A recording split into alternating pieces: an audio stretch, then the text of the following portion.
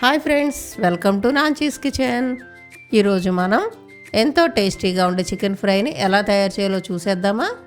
ఈ చికెన్ ఫ్రైకి ఎటువంటి మ్యారినేషన్ కానీ వాటర్ కానీ అవసరం లేదండి. నేను చెప్పిన చిన్న చిన్న టిప్స్ కనుక మీరు ఫాలో అయినట్లయితే చాలా ఈజీగా ఈ రెసిపీని చేసేసుకోవచ్చు. బ్యాచిలర్స్ అయినా సరే, వంట రాని వాళ్ళైనా సరే ఎంతో ఈజీగా చేసుకోవచ్చండి. అలాగే మీ ఇంట్లో చిన్నపిల్లలు అడిగిన వెంటనే ఇంట్లో ఉండే ఇంగ్రీడియంట్స్తోనే ఈ చికెన్ ఫ్రైని మీరు ఒక హాఫ్ అన్ అవర్లోనే వాళ్ళకి చేసి పెట్టేయచ్చు. నేను చెప్పినట్లు కనుక మీరు చేసినట్లయితే ఎంతో టేస్టీగా ఈ చికెన్ ఫ్రై మీకు కుదురుతుందనమాట. ఇప్పుడు మనం ఈ చికెన్ ఫ్రైని ఎలా చేయాలో చూద్దామా. ముందుగా స్టవ్ వెలిగించి ఇలా వెడల్పైన ఒక బాండీ పెట్టుకొని అందులో 4 పెద్ద స్పూన్లు ఆయిల్ వేసుకోవాలి. ఆయిల్ వేడెక్కిన తర్వాత 4 లవంగాలు, 3 యాలుక్కాయలు, 1 ఇంచు దాల్చిన చెక్క కూడా వేసేసుకోవాలి. ఇది ఇలా వేగుతూ ఉండగా ఇందులో కట్ చేసి పెట్టుకున్న 3 మీడియం సైజు ఆనియన్స్ని దీంట్లో వేసేసుకోవాలి. దీంట్లో ఫస్ట్ టిప్ ఏంటంటే మీరు ఈ రెసిపీ మొత్తాన్ని కూడా సిమ్లోనే చేసుకోవాలన్నమాట.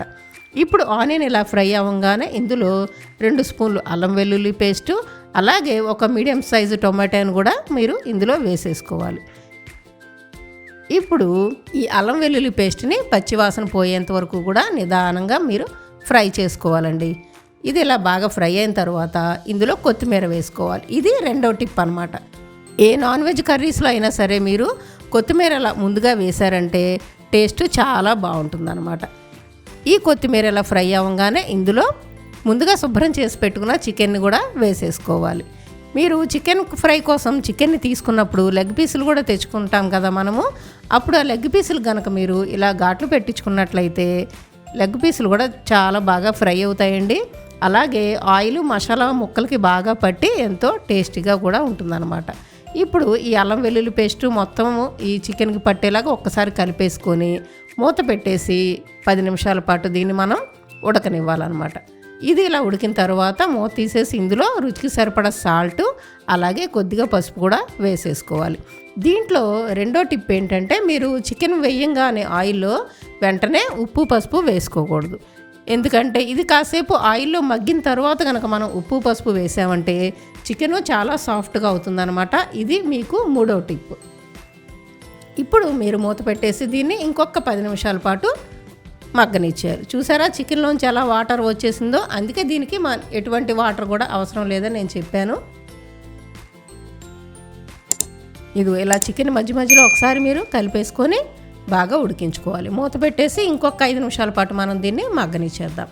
ఇప్పుడు బాగా మగ్గింది కదా, ఇందులో మనము 2 స్పూన్లు కారం కూడా వేసేద్దామండి.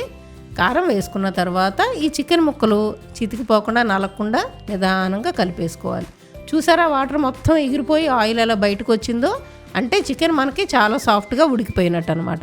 ఇప్పుడు దీన్ని మూత పెట్టేసుకొని ఇంకొక 5 నిమిషాల పాటు మనం ఉడకనించేద్దాం. 5 నిమిషాల తర్వాత ఇందులో 2 స్పూన్లు పచ్చి కొబ్బరి, అలాగే కొద్దిగా స్ప్రింగ్ ఆనియన్ కూడా వేసుకోవాలి.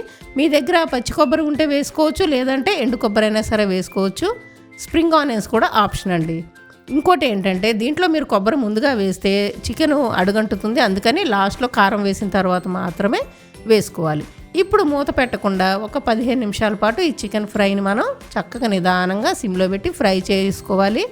ఫ్రై చేసుకునేటప్పుడు ఇలా అడుగంటకుండా మధ్య మధ్యలో నిదానంగా కలుపుకుంటూ ఉండాలన్నమాట. చూసారా చికెన్ ఎంత బాగా ఫ్రై అయిందో. ఇప్పుడు స్టవ్ ఆపేసుకొని ఇందులో 1 స్పూన్ గరం మసాలా, అలాగే 1 కప్పు కొత్తిమీర తరుగు వేసేసుకోవాలి. అంతే, ఎంతో టేస్టీగా ఉండే చికెన్ ఫ్రై రెడీ అయిపోయింది. నేను చెప్పిన చిన్న చిన్న టిప్స్ కనుక మీరు ఫాలో అయ్యారంటే ఎంతో టేస్టీగా క్రిస్పీగా ఉండే చికెన్ ఫ్రైని మీరు ఈజీగా చేసేసుకోవచ్చు. ఈ చికెన్ ఫ్రైలో కలుపుకోవడానికి కొద్దిగా గ్రేవీ కూడా ఉంటుంది కాబట్టి దీన్ని బగారా రైస్తో అయినా, రైస్తో, సాంబార్తో, అలాగే రసంతో అయినా సరే తినేసేయచ్చు. ఈ లెగ్ పీస్ని మీరు ఈవినింగ్ స్నాక్లా కూడా చేసుకొని తినేసేయచ్చు. అంతే, ఎంతో టేస్టీగా ఉండే చికెన్ ఫ్రై రెడీ. మీరు కూడా టేస్ట్ చేసి ఎంజాయ్ చేయండి. ఈ రెసిపీ కనుక మీకు నచ్చినట్టయితే ఈ వీడియోని లైక్ చేయండి, ఫ్రెండ్స్ అండ్ ఫ్యామిలీకి షేర్ చేయండి. మరిన్ని రెసిపీస్ కోసం మన ఛానల్ని సబ్స్క్రైబ్ చేసుకోండి.